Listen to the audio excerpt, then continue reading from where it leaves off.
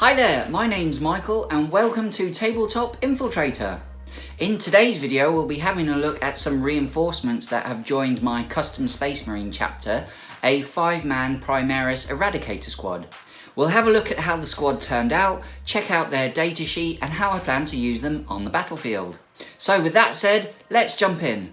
So here they are, my 5-man Primaris Eradicator squad, and I am really happy with how they turned out. The colour scheme is just following my basic scheme now that I use on all my models. I'm particularly happy with how the multi-melter turned out. He's just in there for rule of cool. I'm not actually using him, but I just like, he's so chunky and big, and the weapon looks really cool. And then what I've also done is I found these little sticky flock pieces, which you can stick to the bases, and I've bought a pack and I've stuck them to the rest of my army as well. So yeah, really happy with how they turned out. Let's have a closer look at the individual models themselves. So starting off, we've got the sergeant for the squad. Now, like I said earlier, the painting technique that I used and the colour scheme is exactly the same to all the other models in my army. So that I base coated him using Chaos Black from a spray can. I then, for the armour, I used heavy blue, and to get that darker tone on it, I gave it a wash in using Null Oil. The metallics, so the silver on his weapon, the pipework and his joints, and on the exhaust on the backpack there, I used Lead Belcher.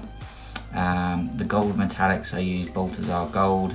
The black on the weapon, I used it was Black Templar contrast paint, and I watered that down a little bit. His helmet, I used Gory Red to distinguish him as the sergeant. For his eyes, I just used a little bit of Sick Green with Skull White for a little dot. And then from the base, it was just sand from the beach, stuck down with PVA, and given a wash using Cadian Flesh Tone. Cadian Flesh Wash, I think it is. And then I just used these little sticky floxing bits that I purchased from my local gaming store. So yeah, I'm really happy with how these turned out. They've taken me, even though it's quite a simple paint scheme and technique that I use on them, it's taken me a little while to get them done because I have been working on the my Primaris and Cursors.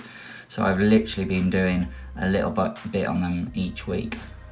So yeah, that's the sergeant. And then we've just got some other ones. So some of these models came from the Indominus box set, so the push fit ones, and then some came from a box that I just bought online when they were first released as an individual kit. And I think the ones from the Indominus box set have got these leather holsters on here and these little pouches, and I used Beastie Brown on those. So yeah, this is just one of the second guys in the squad. I love chunky Gravis armor, and the melter rifle on there looks really cool. So, and then the little dots on his eyes, I used Gory Red with a little dot of Skull White, but everything else is the same technique as the sergeant. And again, just two more for the squad, just in varying different poses. The little purity seal, the base colour on the wax part on the top is Screamer Pink, and then I highlighted it with Gory Red, and the scroll work is Ushanti Bone there on there, and then I used a really small, like 0.25mm black tip pen just to do the writing on the scroll work. So yeah, same there. And then lastly, I thought, just because I thought it looks so cool, is the multi-melter option. Now the squad itself is armed with the melter rifles, but I just thought it looks so cool, and I had to have it in the squad. He was a bit of a pain to put together, and especially to line up the pipe work, but I'm really happy with how he turned out. That multi-melter looks so cool.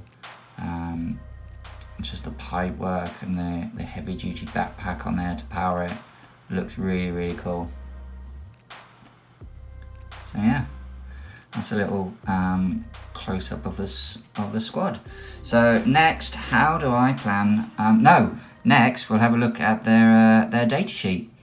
So here we have the data sheet for the Eradicator squad. You can take up to 5 models per unit. Their movement 5 inches. They're a little slower because they're in Gravis armor. Weapon skill 3+, ballistic skill 3+, strength 4, toughness 5, which is quite handy. 3 wounds, 2 attacks, 3 on the sergeant, leadership 7, 8 on the sergeant with a 3-up save. Every model is equipped with a bolt pistol, melter rifle as standard, frag grenades and crack grenades. The weapon profiles is the standard for a bolt pistol, so range 12, pistol 1, strength 4, AP 0, damage 1.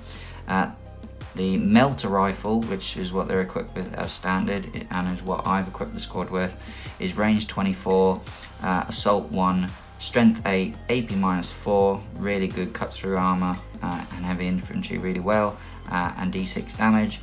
And each time an attack is made with this weapon,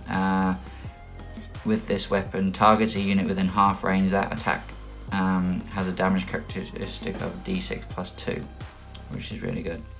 And then all of the models in that unit can have their melter rifle replaced with 1 heavy melter rifle in each.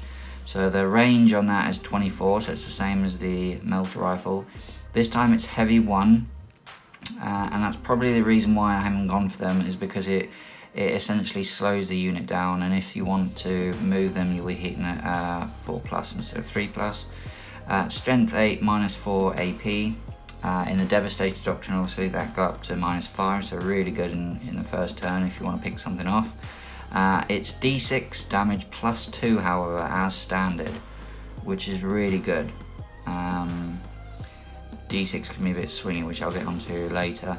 And then each time an attack made with this weapon targets a unit within half range, that attack has a damage characteristic of D6 +4. So they can dish out a lot of damage if you equip them with a heavy melter rifle.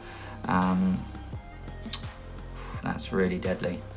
And then for every 3 models in a unit, 1 Eradicator melter rifle or heavy melter rifle can place with a multi-melter, which I'm not going to do.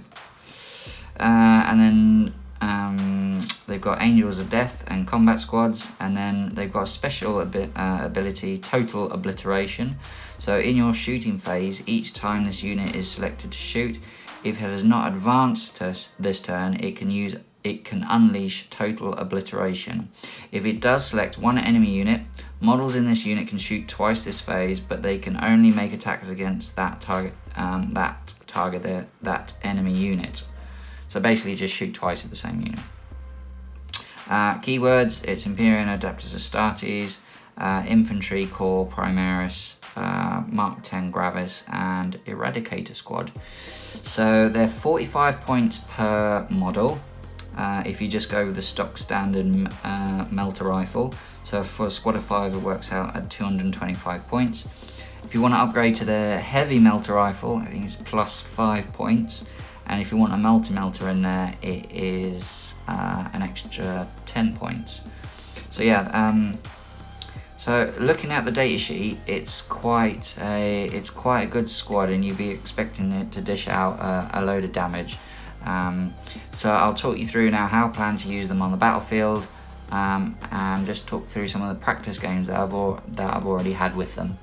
Right, so how do I plan to use a squad on the battlefield? So I've played a couple of practice games with them, and these guys have essentially replaced my Hellblaster squad. The reason for this is simply because of the point sync that I have to do into the Hellblasters. To get a squad of 10, it's 330 points for the Hellblasters, and for a squad of 5, if they're doing, Total Obliteration, which essentially will give me 10 shots, it's more point sufficient to go for this squad here. So the first couple of games that I've used them, they absolutely whiffed completely. ballistic skill 3 up is fine, and they'll be wounding most things on like 3s and 3s and 2s. Toughness 8 vehicles, you'll be wounding on 4s. Toughness 9 isn't around very much, so it'd be 5s. But it'd be looking at 4 ups against toughness 8, 3 ups against toughness 7, and then 2 ups if it's double the strength, so anything toughness 4. That's not really the issue, to be honest. What is the issue is the damage on a D6. It is very, very, very swingy. There's been a couple of times where I've got 6 hits. I've then got I think it was 4 wounds. 2 of them got through, and then I rolled snake eyes and 2 damage, and then they're out in the open, and they just, the opponent has to deal with them because they can't take that risk of that them shooting off again and again and again. So they've just been like ripped to pieces and concentrated on. So what I do with these guys is that I've paired them up with my captain. Right, so he'll be on the battlefield, and he's been upgraded to a chapter master. So in the command phase, I'll grant them full re-rolls to hit, which is fantastic. So 3s to hit, re-rolling everything, perfect. Because I need them, they're the only like heavy support firepower that I've got in my army. I need to make sure that they're hitting. That's why I've got the captain, and I need to make sure they're wounding as well. So I've also included a lieutenant to allow re-roll 1s. So a lot of the time now, if they're hitting on 3s, re-rolling everything. If they're wounding on 3s, the only thing I need to worry about is rolling 2s. It just means that weight of firepower that is getting through the enemy and forcing them to make saves and vulnerable saves or whatever is just going to punish them. I just need to be as efficient as possible with the shooting. Now, the first couple of games, again, it still didn't work out too well, but now what I've decided is that even though if I failed with a re-roll on either the chapter master or the lieutenant, I'm not going to use a CP. What I'm going to use the CP for is the damage roll. So get as many through as possible, saving the CP for when any failed wounds, and then making sure that that damage is as efficient again as possible. If I roll like a 1, 2 or a 3, I've then got that CP available instead of using it on a hit or a wound or something like that. So yeah, that's how I plan to run them on the tabletop. And hopefully the more games I play with them, I'll get a bit more used to how I'm playing with them on the battlefield, and hopefully I'll get some more efficiency out of them. But I definitely think pairing them up with a captain or a lieutenant to get those re-rolls, saving your CP for if the damage doesn't come through at a high enough result, you can then use that to get that through. So yeah, let me know down in the comment section what you think. Am I right to get rid of the Hell Blasters and put these guys in and pairing them up with a lieutenant and a captain? What I have done as well is I have taken out my apothecary from the list. I haven't been using it a couple of times now, simply because the points went up to make him a chief apothecary. So he's like 135 points and a CP to get that extra warlord trait.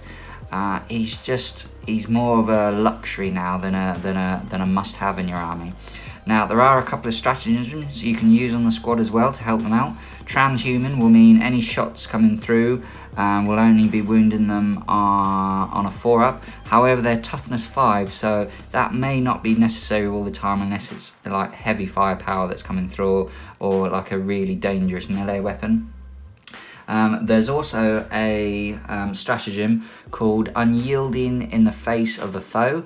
That's 1 command point, and use this stratagem in any phase when Mark 10 Gravis when a Mark 10 Gravis unit from your army selected as the target of an attack.